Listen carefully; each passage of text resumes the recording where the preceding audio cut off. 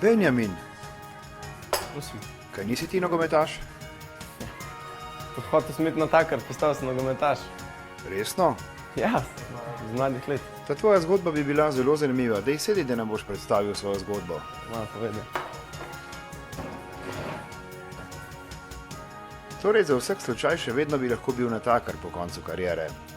Ja, to je ena od opcij. Zakaj pa ne? Vedno sem si želel biti od malega, tako da ta opcija ni izključena. Pa si bil kdaj tudi zares natakar? Ne, to pa še ne. Danes prvič. Se pravi, nogomet že od mladih nog. Zakaj ravno nogomet? Recimo na Celjskem, kjer je bolj znan rokomet. Pa ja, v bistvu jaz prihajam iz Vojnika. Začel sem pri 6 letih v nogometnem klubu Vojnik. Za nogomet sta me navdušila oče in brat, tudi sama igrala.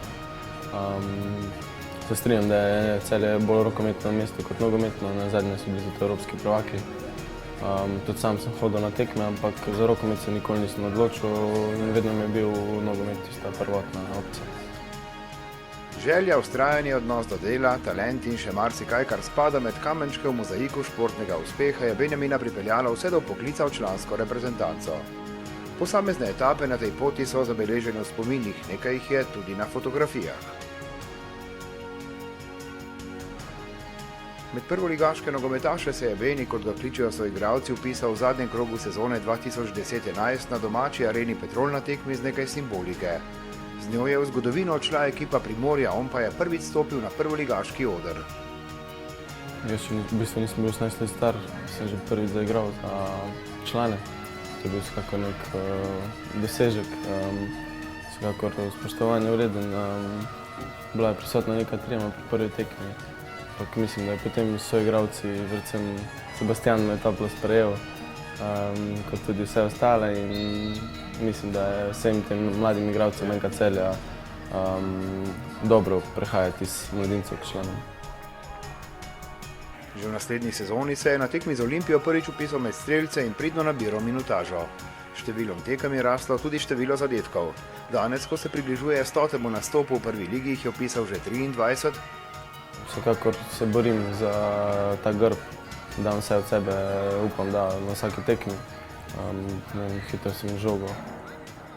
Popravi bi rad, da se mogoče preveč nerviram za vsako stvar, mogoče preveč živčno odreagiram. Letos sem se že malo popravil. Tudi veliko s trenerjem govorimo o tem, da preveč energije gre za to, zato imam prav popraviti. V pogovorih z nogometaši je vedno zanimivo izvedeti, kakšni so kot navijači. Benjamin pravi, enkrat Barcelona, vedno Barcelona. Jaz vsaj teh klubov ne menjam, no zdaj ne vem, kako so ostali pristaši. Zdaj in da tisto je pač najboljše, da tistega navijaš.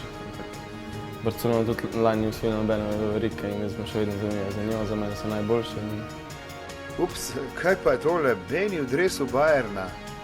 Ja, oče mi je prinesel dres iz Münchna, zato sem si ga nadel, drugače pa jaz navijam za Barcelono. Zelo daleč od tistega, kar se je dogajalo in se dogaja najboljšim in najbolj slavnim. Ampak tudi celjski nogometaši imajo v letošnjih uspehih drugačen status v domačem mestu. Ja, to je za nas vsekakor nekaj novega. Zdaj te tudi mlajši otroki predvsem prepoznajo izven terena. V medijah smo tudi precej več, kot smo bili. Mislim, da je to tudi neka nagrada za naše dosežke v letošnji sezoni.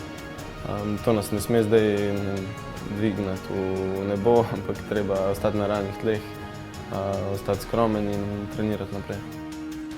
Poudarja Benjamin Verbič, fant, ki je potrkal na vrata reprezentance in ki je na dobri poti, da se bo lahko zgolj v šali spominjal svojih otroških želja. Nogometna je v vseh pogledih bolj realna, čeprav, priznajte, se je dobro znašel tudi za šankom.